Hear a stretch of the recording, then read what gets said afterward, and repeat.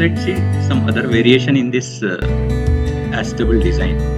The question can be asked like this also. Given there is a circuit diagram and it may be asked identify or name the circuit. Now, if we see this 555 IC, two resistors are there, one capacitor is there. So the very first guess we can say it goes towards the astable. And when we see in details the pin diagrams and everything, so we are seeing this between this 8 pin 8 and 7 there is a resistor, between 7 and a short circuit of 6 2 there is a resistor, and from that a bypass capacitor. So we can say this is a astable multivibrator only.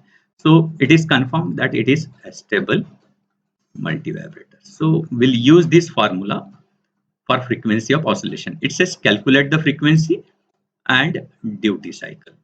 So we can use this and let us calculate this one. So 1.44 upon value of R1 is 47K plus 2 times 47. So it will be simply 3 times 47K into C is 100 microfarad. So we'll do a calculation like this one. We can say 3 into 47K. K means 10 to power 3 into 100 into 10 to power minus 6. So 10 to power 3 into 10 to power minus 6, it will be 10 to power minus 3. So if I take it into numerator, it will be 10 to power 3. So here simply 3 into 47 into 100. So if I do this calculation, even if we can do this calculation, 10 to power 3 divided by 100 will be 10. So I'll get simply 1.44 into 10 upon 3 into 47, or I can say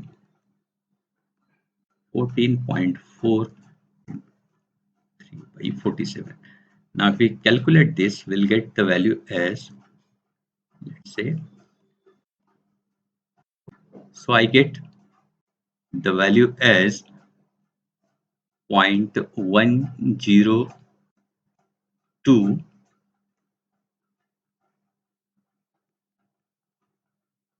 hertz. We'll use the formula duty cycle equals to R1 plus R2 upon R1 plus twice R2.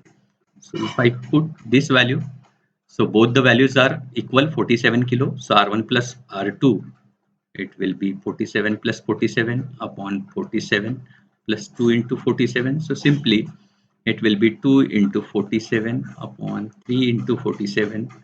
So simply we'll get a 2 by 2/3 of this. Okay. So in percent we can say it will be 3, that is 66.67%.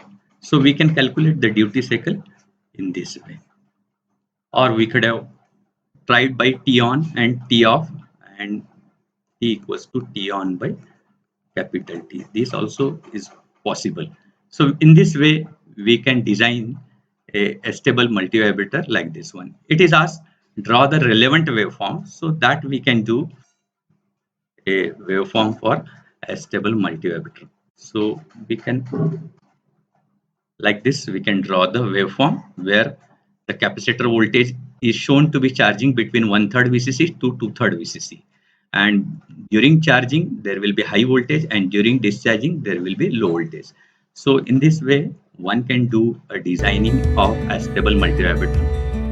Now let's see how to design the monostable multivibrator using timer IC 5555. So here it is asking design monostable multivibrator using timer 555 for pulse width equal to 100 millisecond. Draw a relevant waveform. So first we should get the picture of monostable multivibrator. So we know this R and C are responsible for, we can say, charging of the capacitor, and thereby it is giving us a pulse width of 1.1 RC value. Here the trigger one has to apply, as it is a monostable multivibrator. One input is needed.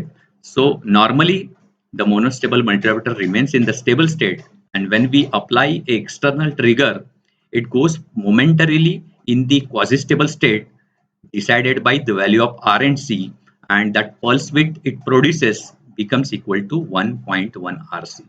So let us design this one. As it is given 100 milliseconds, simply we'll put this one. The T pulse width is given as 1 millisecond, for which the formula is 1.1 R1 C1 equals to 1 millisecond, like this one. So we can choose some value. Let us say C1 equals to 1 microfarad, and in this way we can calculate the value as 10 to power minus 3 upon 1.1 into 1 microfarad. So 10 to power minus 3 into 1.1 into 10 to power minus 6. So simply it will become 10 to power 3 divided by 1.1. So we can do a calculation. 10 to power 3 means 1000 divided by 1.1. So it gives us 909 value. So simply I'll get a value R1 equals to 909. Okay, so we can use a 909 or 1K pot, or even if you want a high value of this register, you can choose a C1 equals to 0.1 microfarad, which will make R1 equals to 9090 ohm, or we can say 9.09 kilo ohm. So in this way you can design. It says draw the relevant waveform. So it is shown when we apply a low triggered pulse, a voltage very well below the 1/3 of VCC or even 0 volt. From the stable state of this output of 555 low voltage, it will jump to a high voltage approximately equals to VCC. And when it becomes high, the interrupt will become off, and thereby this capacitor will get a path to charge. Now the capacitor voltage increases, and when it attains a value of 2/3 of VCC, or when it goes above 2/3 of VCC due to pin 6, which is a threshold pin, the upper comparator will be high, which is connected to the reset of the flip-flop, and output will reset, or we can say the output will become low. So it will remain on for a time, or pulse width equals to 1.1 R1 C1. Now other way to ask the question may be that given there is a circuit diagram, and it may be said study the given circuit and answer the following question, which says identify or name the circuit, calculate pulse width. We can very well assume that it is asking for monostable multivibrator, and draw the relevant waveform. So simply we can say, when we see the circuit diagram, one resistor and one capacitor, it gives an indication that it may be monostable emitter. And when we see in details the pin diagram, there is a resistor between VCC and pin 7, and 7 and 6 are shorted instead of 6 and 2 as we see in the stable one. So here 7 and 6 is shorted, and it is bypassed by this capacitor. And from pin 2 there is an input, or we can say here touch plate is there. So pin 2 is a trigger one. So ultimately there is an input, there is only single resistor, one capacitor, and the connection very well confirms that it is a circuit diagram for monostable multivibrator. Now we need to calculate the pulse width. So we know the pulse width is given by 1.1 RC. Let's see the values of this one, and we'll put and try to get the value. So R is given 100 kilo ohm, and capacitor is given 10 microfarad. So we can see 100 into 10, it will become 10 to power 3, and this kilo will make it again 10 to power 3. So it will become 10 to power 6, and this microfarad 10 to power minus 6. So 10 to power 6 into 10 to power minus 6. So simply it will become 1.1 second. So we got a pulse width of 1.1, this one, whereby it shows if I apply the trigger of voltage less than 1/3 of VCC, this is the voltage across capacitor. This is a trigger volt at pin 2.